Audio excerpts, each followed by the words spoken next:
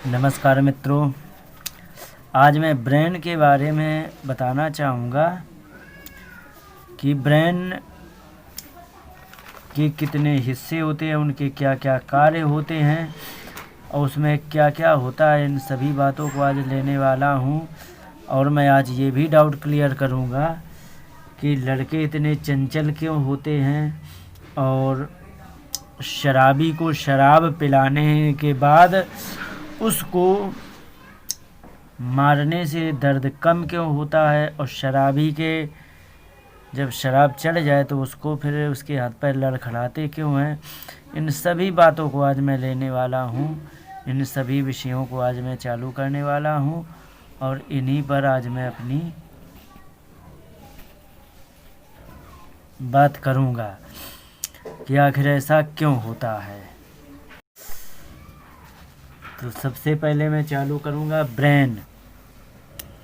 तो आखिरकार ब्रेन होता क्या है, इसके बारे में पहले बताना चाहूँगा।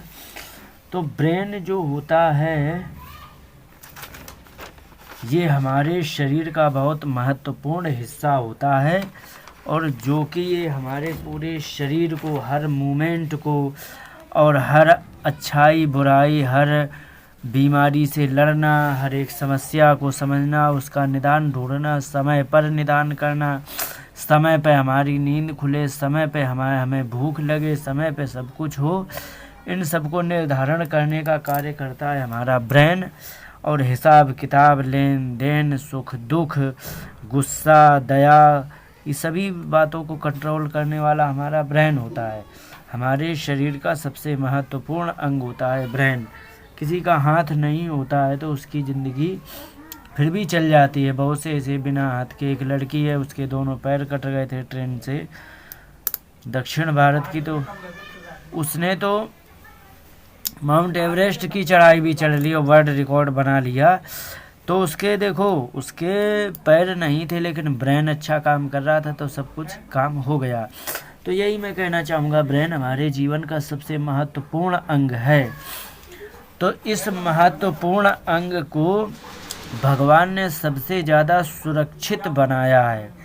बहुत नाजुक अंग है और नाजुक अंग होने के साथ साथ बहुत ज़्यादा सुरक्षित बनाया है। ये 8 हड्डियों से, आप बगल में देख रहे हैं इस साइड में कि ये 8 हड्डियों से बना हुआ ये ब्रेन होता है। इन हड्डियों के हम कहते हैं क्रेमियम, इनका नाम होता है क्रेमियम। ये क्रेमियम की 8 हड्डियों से जुड़ा होता है और इनके 8 जोड़ होते हैं। 8 हड्डियों के अलग अलग हिस्से होते हैं, उनको जुड़ा होता है। और ये रेशेदार इनके जोड़ होते हैं। माने ऐसे मान लो जैसे कि कोई किसी को सिल दिया गया, जैसे चमड़ा सिल दिया जाता, धागा होता है, वैसे ही रेशेदार जोड़ होता है और रेशे से जुड़ा होता है। और उसमें क्या होता है कि उसके अंदर फिर एक झिल्ली होती है, उस झिल्ली में ब्रेन होता है। अब झिल्ली में ब्रेन क्यों होता है कि यदि झिल्ली में ब्रेन नहीं होगा तो ये हमारे क्रेमियम नाम की हड्डी से टकरा जाएगा, और क्रेमियम नाम की हड्डी से यदि टकरा गया तो उसमें इन्फेक्शन हो सकता है और डाटा ट्रांसमिशन में तकलीफ़ हो सकती है। करना कुछ हो चाहे हो कुछ हो जाएगा। इसलिए उसको एक सुरक्षित करने के लिए एक बहुत पतली झिल्ली, पॉलीथीन जैसी झिल्ली होती है, तो उसमें इसको बंद करके और फिर उसको रखा होता है अंदर। क्रेमियम नाम की हड्डी से झिल्ली के अंदर वो बंद होता है। उस झिल्ली को हम कहते हैं मेनिनजॉइट। इसका नाम होता है मेनिनजॉइट होता है। तो ये जो मेनिनजॉइट होता है तो इसके अंदर रखा होता है। इससे क्या होता है कि ये जो ब्रेन की हड्डी होती है उससे ब्रेन टकराता नहीं, जिससे कि ब्रेन की परफॉर्मेंस में कोई समस्या नहीं आती है, हमेशा काम करता रहे। इसीलिए पुलिस वाले जो होते हैं वो, उनके नियम होते हैं कि कभी भी आप मारोगे अगर जो किसी क्रिमिनल को तो सिर में कभी नहीं मारोगे। पुलिस वालों के लिए कानून होता है। दूसरा है कि वो सड़क पर चलने के लिए बाइक के लिए हेलमेट इसीलिए कंपलसरी किया गया है कि ये ब्रेन को सुरक्षित रखे। आगे बताना चाहूँगा कि मेनिनजॉइट के अंदर ये बंद होता है। इस ब्रेन जो मेनिनजॉइट के अंदर जो एक थैली है इसी में बंद है, वो जो ब्रेन का वजन होता है 1350 से 1400 ग्राम तक का वजन होता है। माने 1 किलो 350 ग्राम से लेके 1 किलो 400 ग्राम तक का होता है। तो इसमें क्या होता है कि जैसे कि कभी क्या होता है कि जैसे हमारी चोट लग जाती है सर में, तो सर में चोट लगती है तो सबसे पहले तो ये क्रेमियम उसको सह लेता है, और ये बहुत मजबूत हड्डी होती है जिससे कि कोई चीज़ गिरे और यही सह ले। सबसे मजबूत हड्डी होती है शरीर की ये। तो इससे क्या है कि ये मतलब इसको मार को ये क्रेमियम हड्डी सह लेती है, और वो क्रेमियम जब ज़्यादा ज़ोर से लगता है तो ये क्रेमियम हड्डी भी कभी कभी क्रैक हो जाती है। तो फिर ये जो मेनिनजॉइट नाम की झिल्ली होती है, तो ये उससे जो अंदर पैक रखा है ब्रेन, तो उसमें जो ब्रेन रखा है तो उस तक चोट नहीं आने देता है। लेकिन फिर भी यदि ज़्यादा ज़ोर से लग गई इसमें मेनिनजॉइट पर, जैसे एक्सीडेंट में क्या होता है कि कभी ज़्यादा तेज़ लग जाती है तो खोपड़ी उसकी ये सिर की ये हड्डी भी टूट जाती है, मेनिनजॉइट की थैली भी फट जाती है। तो वो फिर क्रेमियम हड्डी जो टूटी होती है तो उसको ब्रेन को डिस्टर्ब कर देता है, फिर वह व्यक्ति फिर बचता नहीं है, फिर वह मर ही जाता है। तो ये होता है। तो ब्रेन को बहुत कमज़ोर नाजुक भी बताया गया। तो इसलिए मोटरसाइकिल वालों के लिए कहा जाता है कि आप हेलमेट लगा के रखो ताकि एक्सीडेंट हो तो बाकी तो हम रिपेयरिंग कर देंगे, हाथ पैर टूट जाएंगे तो जोड़ जाड़ के ठीक कर देंगे, नहीं तो बैसाखी लगा के चल सकते हो। लेकिन अगर जो आपके ब्रेन में लग गया तो फिर आपकी कोई गारंटी नहीं रहेगी। तो इन सभी सावधानियों के लिए कानून ही बनाया गया है कि आपको हेलमेट तो लगाना ही पड़ेगा। तो ये हेलमेट का इतिहास। अब मैं बताना चाहूँगा कि ये जो ब्रेन होता है यह तंत्रिका कोशिका का बना होता है। ये तंत्रिका कोशिका, इसका नाम होता है तंत्रिका कोशिका। इसी को हम न्यूरॉन सेल कहते हैं। इसको न्यूरॉन सेल कहते हैं, ठीक है, यही होता है। और आप इस साइड में देख भी रहे हो तंत्रिका कोशिका का। तो ये तंत्रिका कोशिका होती है, ये सबसे बड़ी जो ये न्यूरॉन सेल होता है ये सबसे बड़ा होता है। इसमें आप देख रहे हैं कि एक लंबी पूंछ जैसी है। तो ये जो पूंछ जैसी है तो इसमें क्या है कि इसी में जो डाटा ट्रांसफ़र होता है, तो इसमें क्या होता है कि लंबी पूंछ में आप देख रहे हैं कि सेल जैसे दिख रहे हैं, फिर बीच में गैप है। तो ये जो गैप है तो इसमें से डाटा ट्रांसफ़र भी होना है, लेकिन इसमें गैप भी आप देख रहे हैं। तो ये जो गैप इसमें आप देख रहे हैं लंबा लंबा, तो इसमें जो नीले नीले गैप से दिख रहे हैं अलग से, तो इसमें डाटा ट्रांसफ़र होने के लिए कोई रास्ता नहीं होता। लेकिन इसमें क्या कहते हैं कि डाटा ट्रांसफ़र होना भी चाहिए। तो इसमें कैसे होता है, तो फिर वो डाटा ट्रांसफ़र का काम होता है एक सेल से जो गैप लंबी पूंछ दिख रही। तो इसमें क्या है कि इससे वो सोडियम जो होता है, तो ये सोडियम का काम होता है उस डाटा को पहुंचाना। इसीलिए आदमी क्या है कि आदमी जीवन भर दाल रोटी खा के तो ज़िंदा रह जाएगा, लेकिन अगर जो 3 दिन उसे मिठाई खिला के ज़िंदा रखो तो वो नहीं रह सकता है। क्यों नहीं रह सकता है? क्योंकि मिठाई में सोडियम उतना नहीं होता है। नमक का सूत्र होता है NaCl, सोडियम क्लोराइड इसका होता है।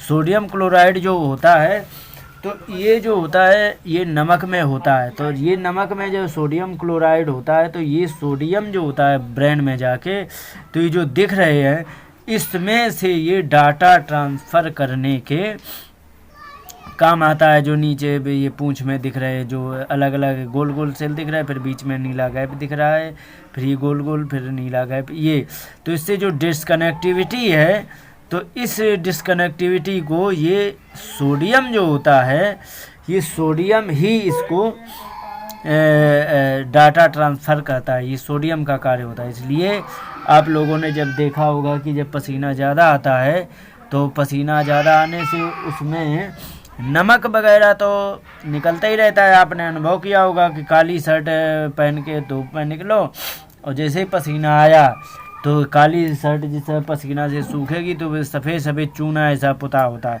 तो सोडियम ही होता है। तो वही जो होता है, तो ये हमारे शरीर से ज़्यादा मात्रा में निकल जाता है। जब ज़्यादा मात्रा में निकलता है तो ये इनका डाटा ट्रांसफ़र नहीं हो पाता, इससे हमें चक्कर आना, परेशानी होना, ये सारी इन्हीं चीज़ों से होता है। तो इसलिए सोडियम, नमक की बहुत बड़ी आवश्यकता होती है हमारे शरीर में, तो इसलिए नमक भी बहुत आवश्यक होता है। तो इसका ये काम होता है।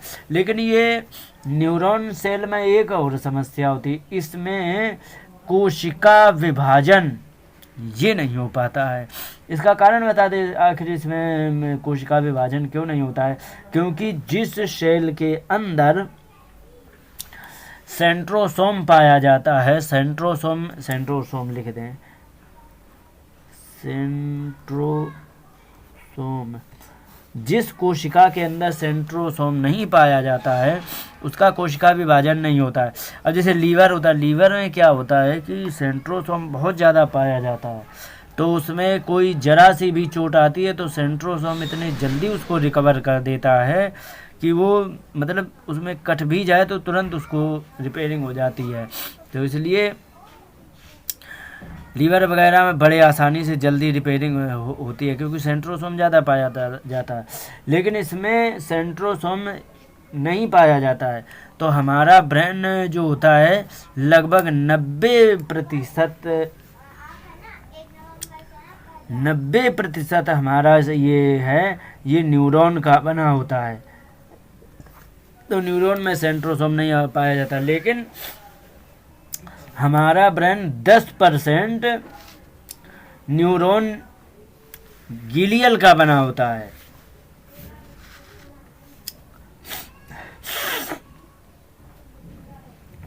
न्यूरॉन गिलियल का बना होता है, इसमें सेंट्रोसोम पाया जाता है। तो माने कभी कभी क्या होता है, ब्रेन ट्यूमर हो जाता है। आपने बीमारी सुनी होगी, ब्रेन ट्यूमर हो जाता है। तो ये ब्रेन ट्यूमर क्यों हो रहा है? क्योंकि सेंट्रोसोम यदि नहीं है तो फिर कोशिका विभाजन नहीं है। तो क्या होता है कि जो 90% तो ठीक है, लेकिन जो 10% बच गया, जो 10% में ये जो होता है, तो 10% में न्यूरॉन गिलियल होता है, तो इसमें सेंट्रोसोम पाया जाता है, तो इससे कोशिका विभाजन होता है मात्र 10% में। तो ये जो 10% में कोशिका विभाजन हो जाता है, जब कभी ये सेंट्रोसोम ज़्यादा एक्टिवेट हो जाता है तो ज़्यादा सेल बना देता है, वही ब्रेन ट्यूमर बन जाता है। तो ये होता है सारा सिस्टम इस ब्रेन का।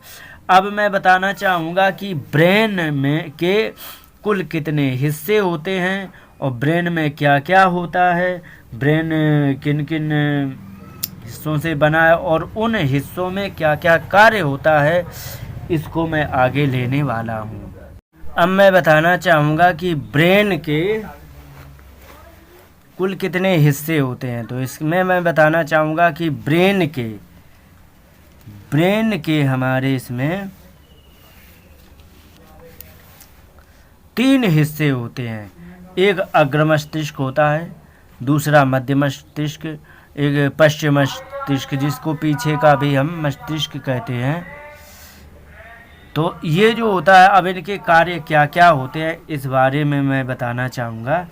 तो इसमें देखो, सबसे पहले होता है अग्र मस्तिष्क। इसके 3 भाग होते हैं। इसके 3 भाग में पहला आता है सेरेब्रम। तो सेरेब्रम जो होता है, ये आप देख भी रहे हैं एक जगह, सेरेब्रम ये जगह आप देख ही रहे हैं।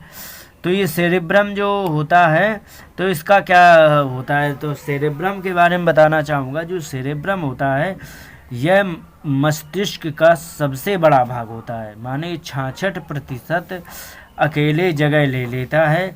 तो इसमें क्या है कि इसमें याददाश्त और जिज्ञासा ये चीज़ें इसमें छिपी होती हैं। अब ये याददाश्त और जिज्ञासा है, अब इसके बारे में विस्तार से बताऊं मैं। तो याददाश्त है तो जो भी है याद करी भाई बातें वो सारी की सारी हमारी सेरेब्रम में सेव होती हैं। दूसरी बात जिज्ञासा, जिज्ञासा कैसे, कंप्यूटर का सॉफ्टवेयर मान लो, जैसे सॉफ्टवेयर को इंस्टॉल कर लेते फिर जो चाहते हैं वैसा कर लेता है, ऐसे हमारे शरीर में हर कार्य का, हर विद्या का और हर ज्ञान का अलग अलग वो पड़ा होता है सॉफ्टवेयर जैसा। तो इस सारे का सारा स्टोर होता है इसी सेरेब्रम में। सेरेब्रम में जो स्टोर होता है तो इसीलिए इसको सबसे ज़्यादा जगह चाहिए होती है और ये लेता भी है सबसे ज़्यादा जगह। तो याददाश्त जिज्ञासा जिसका सेरेब्रम अच्छा होता है, जैसे बच्चे का सेरेब्रम एक्टिवेट होता है और शुरुआत में तो फिर वो क्या करता है कि बच्चा सबसे ज़्यादा उद्यम करता है, चीज़ें लेगा, कोई भी चीज़ है लेगा, फिर उसे खोलेगा, देखेगा, देखने के बाद फिर उसे रख देगा और फिर चाहे बने चाहे बिगड़े उसकी कोई वो नहीं है, लेकिन उसको सेरेब्रम चैन से बैठने ही नहीं देगा जब तक वो मतलब वो खोल खाल के रख नहीं देगा। तो ये होता है सेरेब्रम का काम। तो जिसका सेरेब्रम अच्छा होता है तो वो जिज्ञासा बहुत बढ़ाता है। तो इसीलिए छोटा बच्चा में जिज्ञासा ज़्यादा होती है, तो ये एक्टिव हो रहा होता है और वो बढ़ रहा होता है, इसलिए होता है। अब किसी बच्चे का सेरेब्रम कमज़ोर होता है तो पागल जैसा बैठा दो तो बैठा ही है और कुछ भी का उसे समझ में ही नहीं आ रहा, तो ये सारी बातें होती तो सेरेब्रम की कमी से होता है। दूसरा होता है ये थैलेमस। थैलेमस का कार्य होता है हमारे शरीर में, थैलेमस आप देख भी रहे हैं, थैलेमस का कार्य होता है ये बाहरी वातावरण को हमें बताना। बाहरी वातावरण, सर्दी पड़ रही ये थैलेमस बताता है, गर्मी पड़ रही ये थैलेमस बताएगा, जैसा है हवा लग रही है ये भी थैलेमस बताता है। तो ये सारे काम थैलेमस के होते हैं। और बाहर के से होता है, जैसे किसी ने मार दिया तो दर्द होना, अचानक से जो होता है, जैसे कि अब इसके बहुत सारे कार्य होते हैं, जैसे दया करना, घृणा करना, भूख लगना, मतलब ये है। जैसे कि भूख का तो नहीं है, खैर दया है, घृणा है, ये थैलेमस का कार्य होता है। अब जैसे कि कोई शराबी होता है तो शराबी व्यक्ति क्या होता है कि उसको जब शराब चढ़ जाती है तो उसको क्या होता है कि उसको ये थैलेमस अच्छा से काम करता नहीं, तो उसको दर्द कम होता है, और जिस समय उसकी उतर जाती है तो फिर उसका दर्द बढ़ता है, फिर वो परेशान होता है, फिर कहता है कि हमें किसने मारा, हमारे यहाँ भी दर्द हो रहा, वहाँ भी, उस समय नहीं, लेकिन जिस समय शराब चढ़ी होती उस समय नहीं होता है। तो ये इसका कार्य होता है। तो इस प्रकार से थैलेमस होता है। तो ये हो गया। अब मैं बताना चाहूँगा हाइपोथैलेमस, ये भी आपको सब दिखाई पड़ रहा है। तो ये हाइपोथैलेमस का काम होता है इन सभी चीज़ों को अंदर से समझना, जैसे कि शरीर के अंदर वातावरण कैसा है, गर्म है या ठंडा है। यदि ठंड लग रही है तो उसमें बताएगा कि यहाँ ठंड लग रही है, लेकिन यदि गर्म है तो पसीना निकाल के उसको ठंडा करने का प्रयास करेगा। और ये हमारे लिए बहुत महत्वपूर्ण अंग होता है, क्योंकि यही हमारे स्वभाव को, यही हमारे गुस्सा और प्रेम को, और ये भूख प्यास, इन सभी बातों को ये ज़्यादा हमारा कंट्रोल करता है और इन्हीं चीज़ों पर इसका नियंत्रण होता है। तो बहुत सारे जैसे कि स्त्री संग करना, ये भी इसी से जुड़ा होता है। स्त्री संग में भी ये पूरे का पूरा ये जिम्मेदार होता है। इसीलिए क्या है कि बहुत से जो सात्विकी लोग होते हैं, जिसको सात्विकी रहना होता है, तो वो बहुत से क्या है कि ज़्यादा उत्तेजक चीज़ें नहीं खाते हैं, जिससे कि हाइपोथैलेमस ये नॉर्मल बना रहे, जिससे कि उनके ज़्यादा मन विचलित ना हो। तो यही जिम्मेदार होता है। दूसरी बात बता दें ये कि लड़के में ये थोड़ा सा ज़्यादा होता है, एक्टिव होता है, और ये लड़की में कुछ कम होता है। इसीलिए देखना, लड़के को आकर्षित करने के लिए लड़कियां मात्र 10 सेकंड में आकर्षित कर लेती हैं, लेकिन लड़का यदि लड़की को आकर्षित करता तो कम से कम 3 महीने लग जाते हैं। तो 3 महीने क्यों लगते हैं? क्योंकि उसका ये हाइपोथैलेमस ज़्यादा नहीं होता है। तो इसीलिए क्या होता है कि लड़कियां थोड़ा देर में आकर्षित होती हैं। लेकिन कुछ लड़कियों में ऐसा भी होता है कि ब्रेन थोड़ा डिस्टर्ब ऐसा होता है, तो कुछ लड़कियां जो है जल्दी भी हो जाती है। लेकिन ये मैं बता दूं, हर चीज़ में विकल्प 10% का होता ही है। जैसे लड़कों में कहा जल्दी हो जाता तो 10% उसमें कटौती करनी पड़ेगी, क्योंकि 10% ऐसे भी होते हैं जो आकर्षित नहीं होते हैं।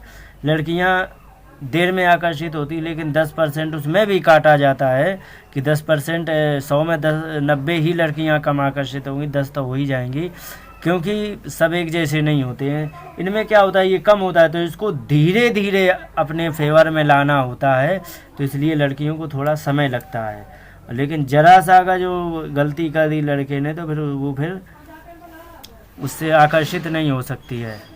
अब मूर्ख है तो बात अलग है, जाने दो, मूर्ख को तो कुछ भी है। तो ये होता है। तो ये सेक्सुअल पावर को यही बनाता है, और ये एक दूसरे में आकर्षण का भी यही कारण होता है, और बहुत सारी बातें होती हैं। अब मैं बताना चाहूँगा, ये तो हो गया हमारा अग्र मस्तिष्क।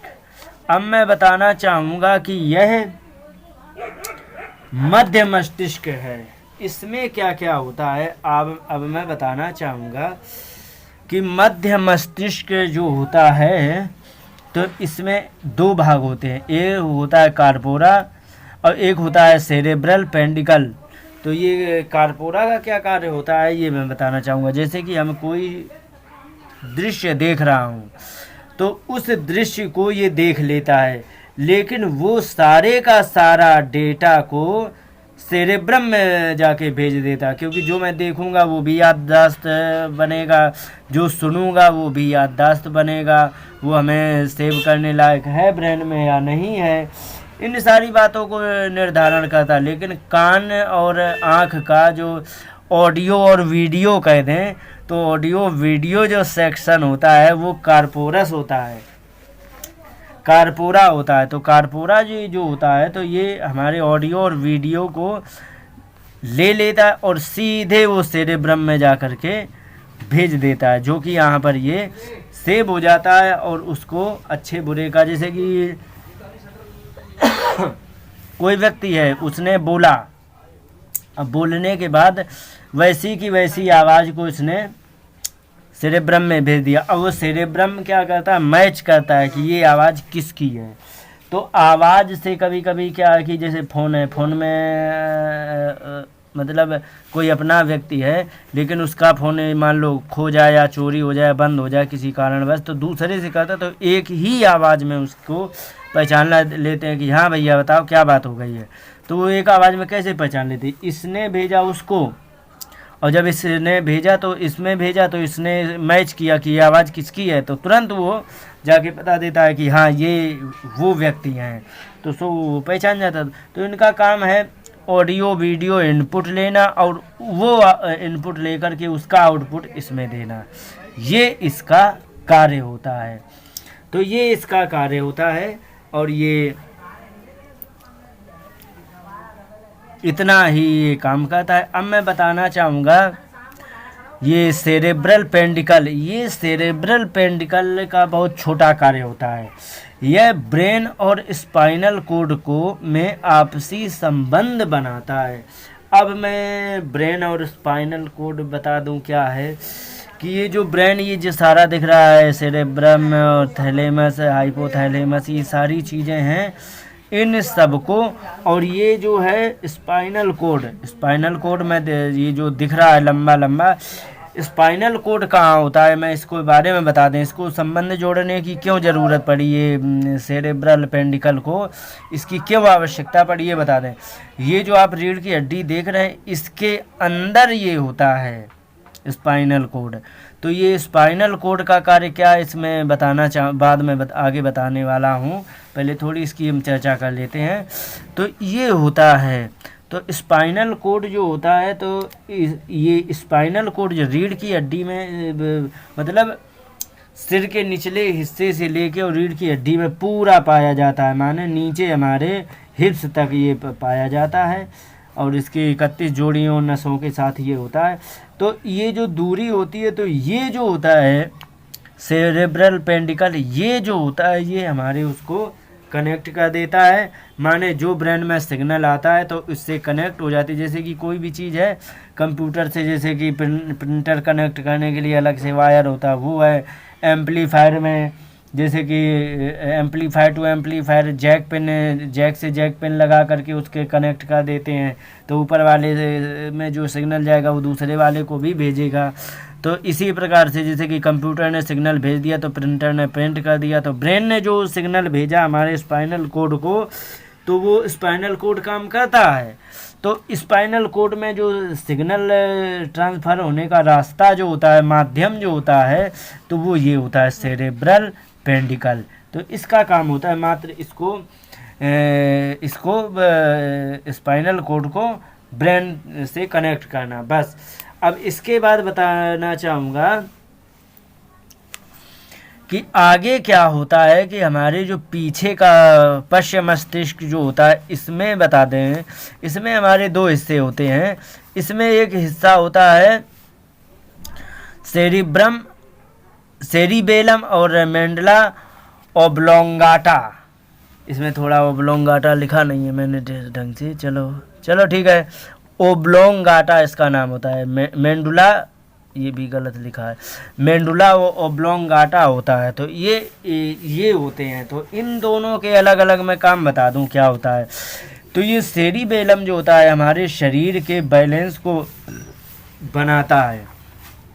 जैसे कि हम अच्छे भले हैं और अच्छे भले हो करके हम जब चलते हैं तो बड़े आसानी से हम अपना बैलेंस बना के उछल कूद करके, जैसे पुल पे चढ़े हैं और कूद पड़े तो झम से उस पार गिरे, और लेकिन गिरते नहीं हैं। पैर फिसल जाए तो बात अलग है, एक्सीडेंटली हो जाता है, लेकिन वैसे हम दौड़ भी लेते हैं, चल भी लेते हैं, तो कोई दिक्कत नहीं है, आराम से चलते हैं। तो ये हमारा बैलेंस बनाने का काम करता है सेरिबेलम।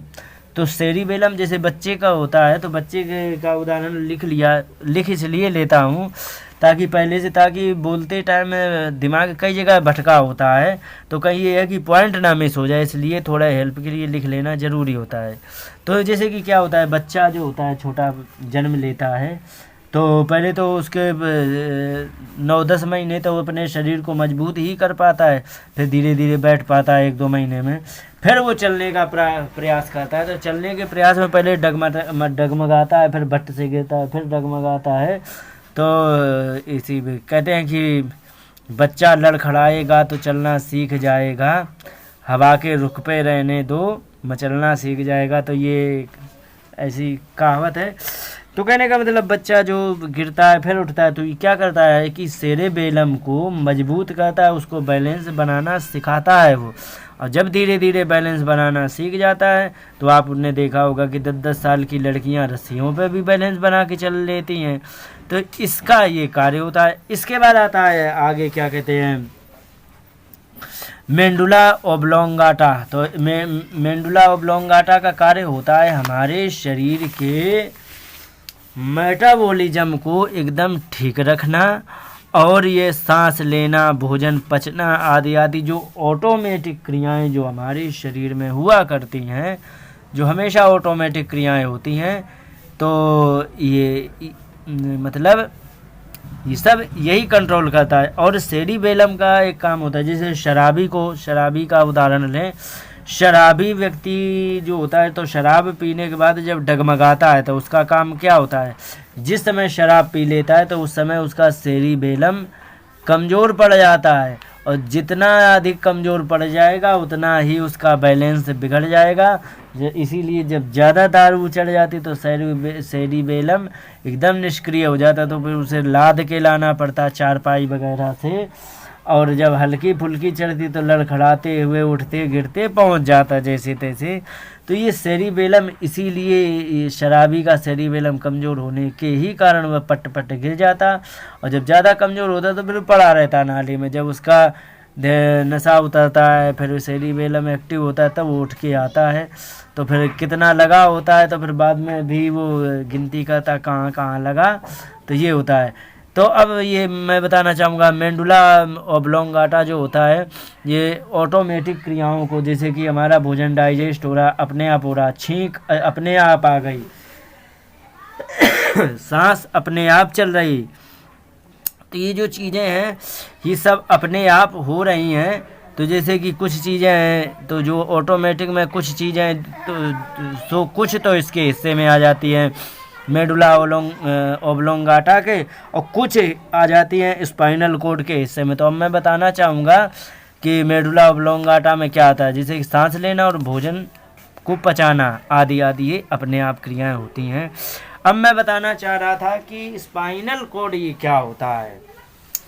तो स्पाइनल कॉर्ड के बारे में मैं विस्तार से बताना चाहूँ तो स्पाइनल कॉर्ड आप देख भी रहे हैं।